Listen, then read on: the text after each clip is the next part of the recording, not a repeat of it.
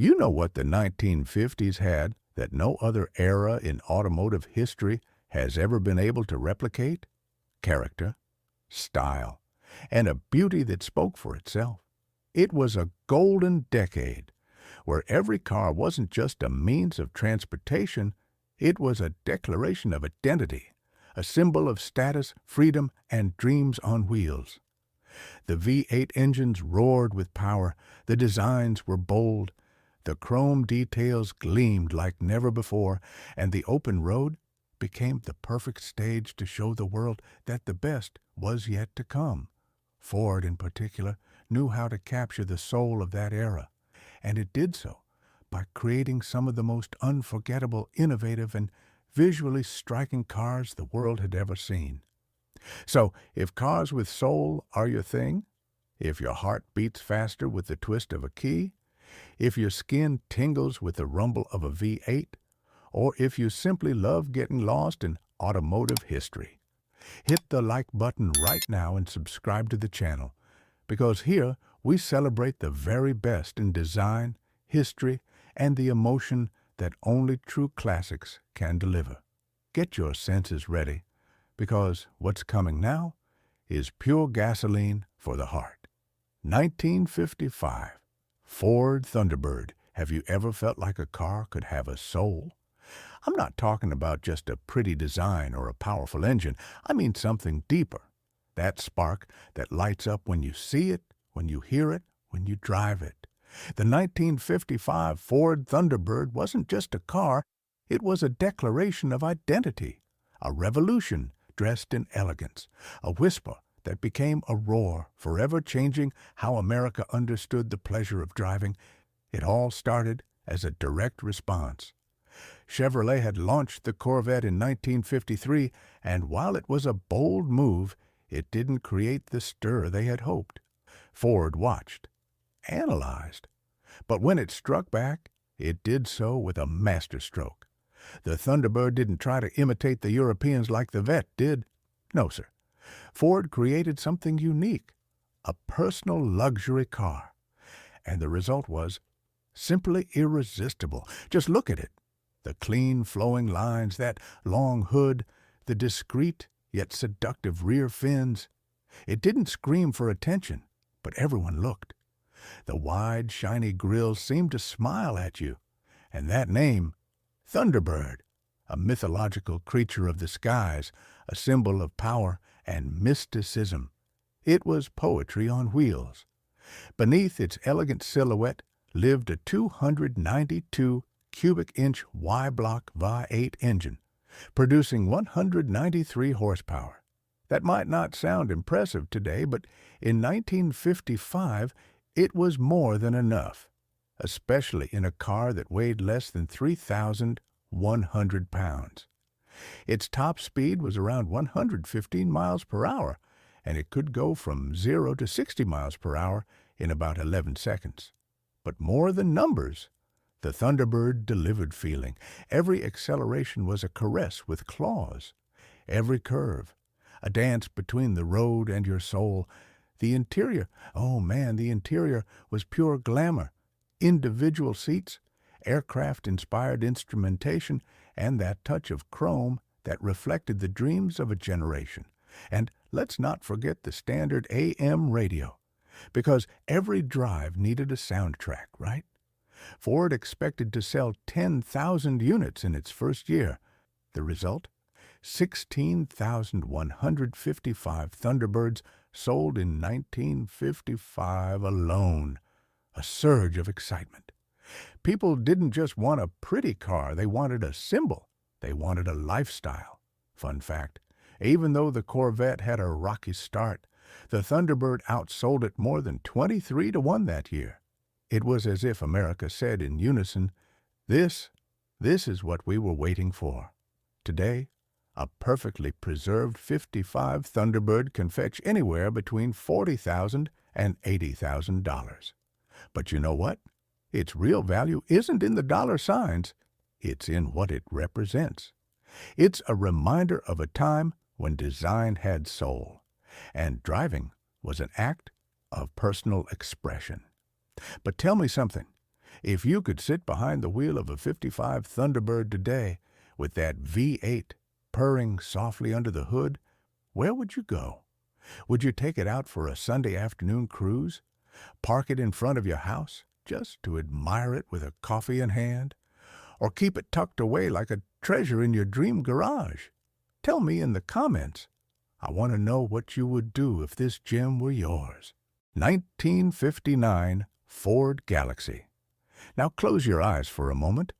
Picture yourself walking down an American avenue in 1959, the air thick with optimism, rock and roll pouring from every radio, and the sky filled with space-age dreams.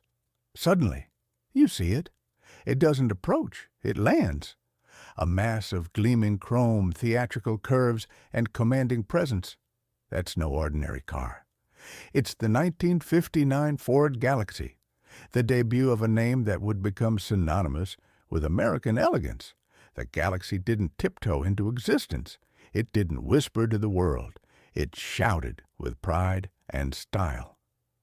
Ford decided it was time to take on the most luxurious offerings from GM and Chrysler, and to do that it needed a fresh badge, a name that evoked the future, space, the atomic age.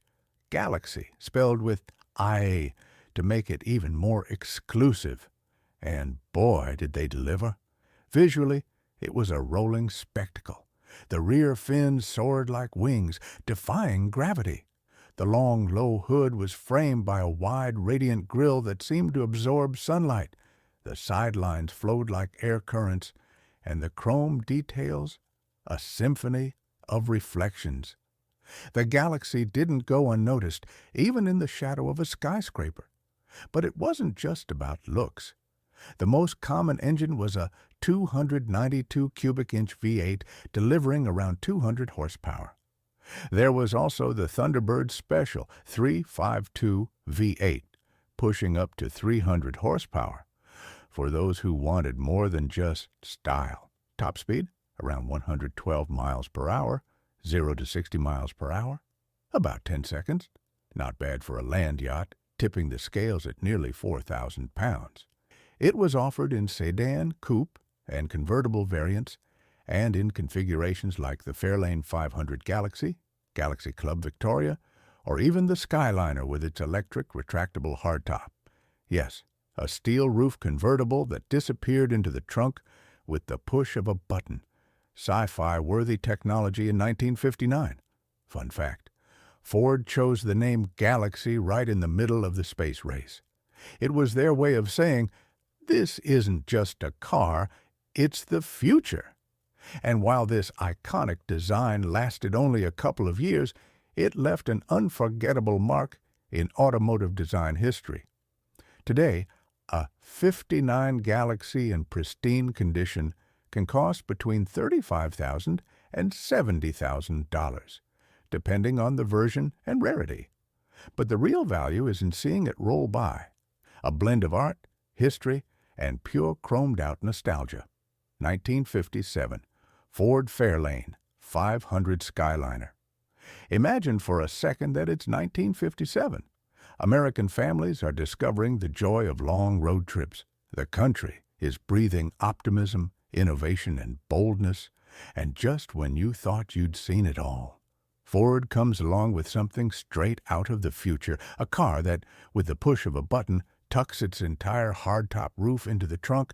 That's right, you're looking at the Fairlane 500 Skyliner, a mechanical marvel, a technological fever dream, and a rolling work of art. Because this wasn't just a good-looking car, it was mechanical magic. It was living proof that Ford's engineers didn't just know how to build, they knew how to dream, and then turn that dream into reality. While other manufacturers offered soft-top convertibles, Ford raised the stakes and introduced the world's first mass-produced retractable hardtop. So far ahead of its time, it still amazes people today. Watching it in action was like witnessing a show. In just 40 seconds, a complex system of 7 electric motors, 4 lift jacks, 10 limit switches, and over 600 feet of wiring performed a flawless ballet. The steel roof lifted, folded like metallic origami, and disappeared into the trunk. And you, well, you just smiled in awe. But it wasn't just a party trick. The Skyliner was a solid, refined car with a design that was both elegant and muscular. Under the hood, you could find several engines, one of the most desirable being the 312 cubic inch Thunderbird Special V8, which delivered up to 245 horsepower. Top speed? Around 112 miles per hour. 0 to 60? About 11 seconds. But let's be honest. If you were driving a Skyliner, you weren't racing. You were parading. Inside, the Fairlane 500 Skyliner offered comfort and luxury. Two-tone upholstery, wraparound dash panels, chrome accents, and a constant feeling that you were driving more than just a car. You were piloting a ship from the future. About 20,766 units were produced in 1957, and while initial sales were strong, the high cost and technical complexity led Ford to discontinue the retractable system by 1959. What was once a bold gamble eventually became a symbol of forward-thinking innovation. Today, each surviving Skyliner is a coveted piece among collectors, often priced between $45,000 and $90,000 depending on condition and originality. Fun fact, many people mistook the car for a traditional convertible until they saw the show.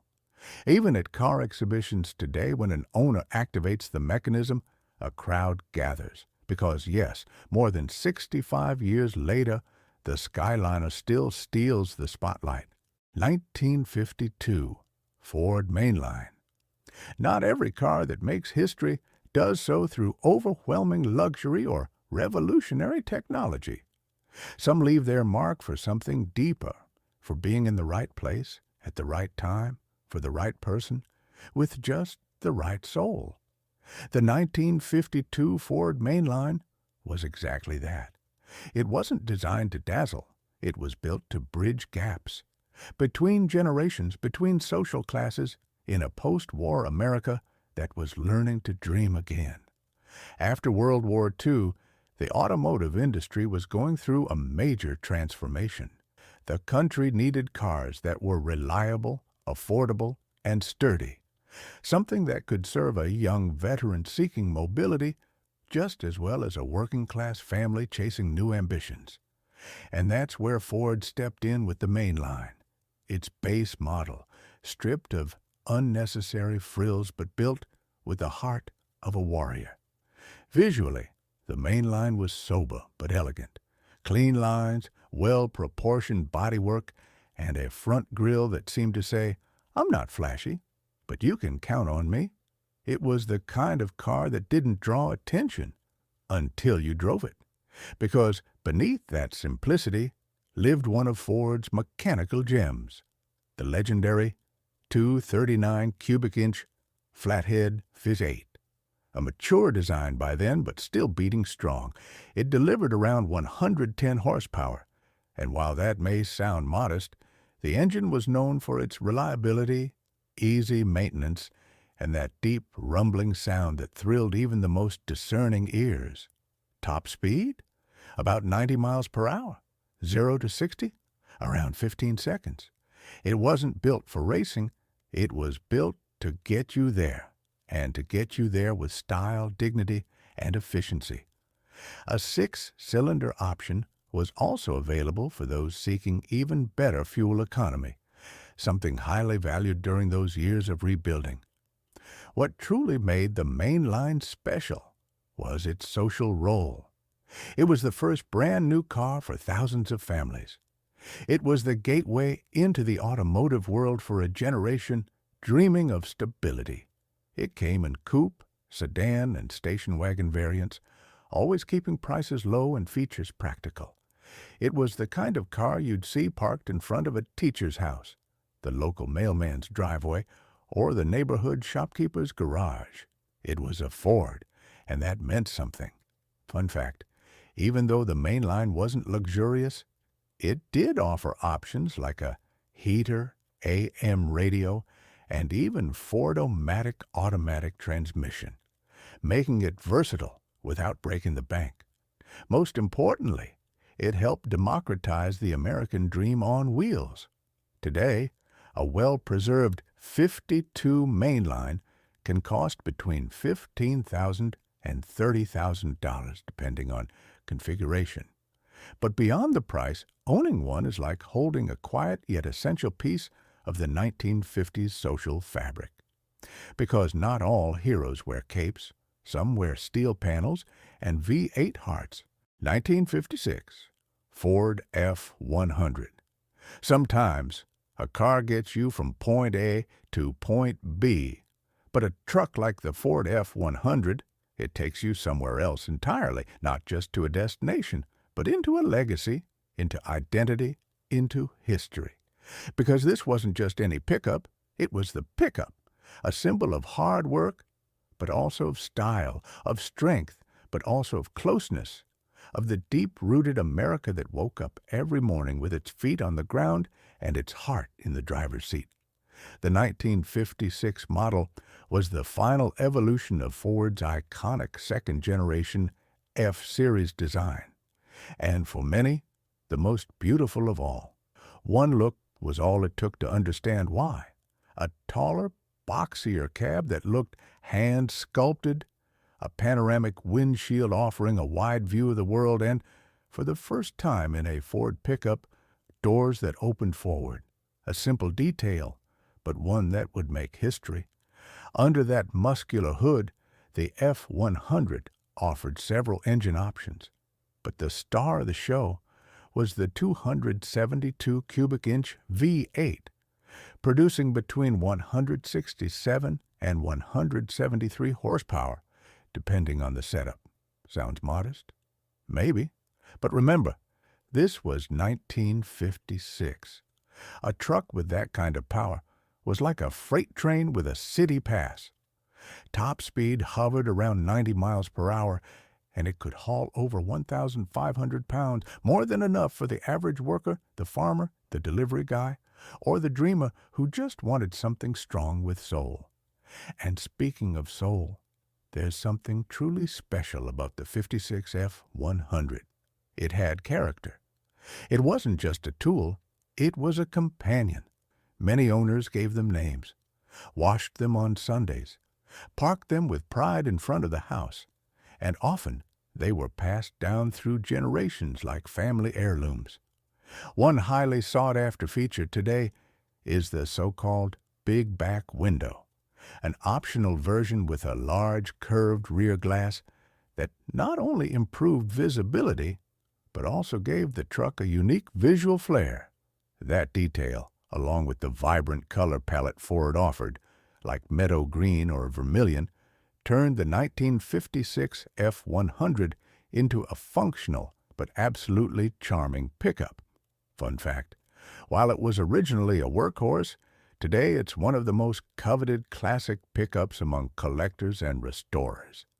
A fully restored model can easily be worth between $40,000 and $80,000, and even more if it retains original parts and factory paint.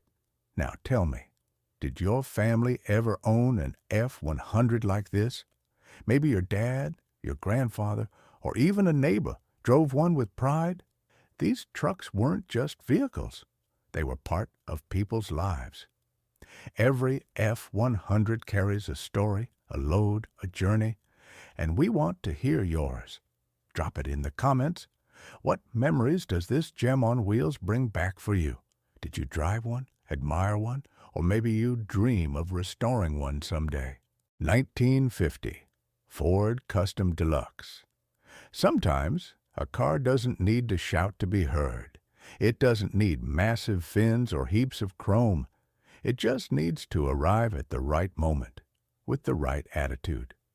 That was the 1950 Custom Deluxe, a car that didn't aim to be extravagant, but ended up being unforgettable. This was Ford's first big success after the whirlwind of World War II. The auto industry was being reborn. Soldiers were coming home, and the country was seeking stability. Families were growing, cities were expanding, and with them came the need for a reliable, modern, and affordable car. And right there, Ford introduced the Custom Deluxe as a simple yet powerful answer. Here's the car you can count on. Its design was clean, balanced, without excess. The bullet-shaped front grille, nicknamed the shoebox Ford for its squared-off profile, gave it a modern, strong, yet elegant look. It was like a well-tailored suit. No need for embellishments because the cut said it all. Under the hood, the Custom Deluxe offered two options: a 226 cubic inch inline-six with about 95 horsepower and the beloved 239 cubic inch flathead V8 with 100 horsepower. It delivered smooth, reliable driving with a subtle but distinct rumble. It wasn't a car built for speed, but for moving forward with style and confidence. Its top speed hovered around 84 miles per hour, and fuel economy was respectable, something highly valued at the time. Inside, Ford focused on comfort. The Custom Deluxe featured chrome accents on the dashboard, soft fabric or vinyl upholstery, depending on trim, easy-to-read round gauges, and a more than generous cabin. It felt like a lounge on wheels, and for many veterans coming home from war, buying their first new car, that comfort tasted like personal victory. Did you know that in 1950 Ford sold over 1.2 million units of the Custom Deluxe? It was a record at the time and cemented Ford as the best-selling brand in the country. People weren't just buying a car, they were buying a promise of the future. That's why, in so many 1950s family photo albums, you'll find a father, sleeves rolled up, leaning against his Custom Deluxe, with a smile that said it all. Today, a well-preserved model can fetch between $18,000 and $35,000, depending on version and condition. But its true value lies in what it represents: the rebirth of a nation, a generation that learned to believe in tomorrow again. 1958, Ford Edsil Citation. Some cars are remembered for their success, and others for daring to go further, for breaking the rules, for challenging the world with a bold grin, even if that grin wasn't understood in its time. The Edsil Citation belongs to this second group. Yes, it was a commercial failure, but it was and remains an unrepeatable legend, a story of risk, ambition, and design that refused to blend in. The Edsil was born with a colossal mission: to fill the gap between Ford and Mercury models and conquer a market hungry for something new. More than $250 million were invested in its development, a staggering figure for the time. Expectations were sky high, advertising was relentless. The result was a head-on collision with reality. And yet, just look at it today and you'll see something. The Edsil wasn't a mistake. It was a bold gamble. The Citation was the top-of-the-line model. A big, imposing car dripping with chrome details with a front design that still divides opinions. Its vertical grille, some saw a horse collar, others something far less flattering. But isn't that what icons do? They provoke. They leave a mark. And boy, did it leave one. Under the hood, the Edsil Citation packed a 410 cubic inch V8 delivering 345 horsepower. Yes, you read that right. A true beast. It could exceed 118 miles per hour and sprint from 0 to 60 miles per hour in just over 9 seconds. Impressive numbers for a car of its size, but the real party trick was its teletouch automatic transmission, controlled by an electric push-button pad in the middle of the steering wheel. A futuristic idea, though a bit temperamental. The problem was timing. The launch coincided with a recession, quality issues in the first batches, and a marketing campaign that overpromised. In just 2 years, the Edsil was pulled from the market. Only 6,000 355 Citation units were produced in 1958, making it a rare and highly sought-after collector's item today. Fun fact, the name Edsil was a tribute to Henry Ford's son, but over time it became synonymous with failure in business circles.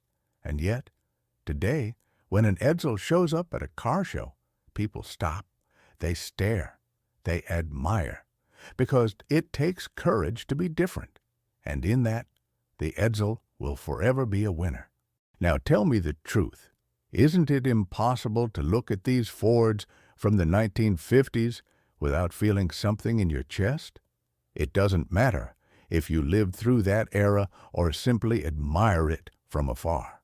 These cars have a spirit, an elegance, and an energy that transcends generations.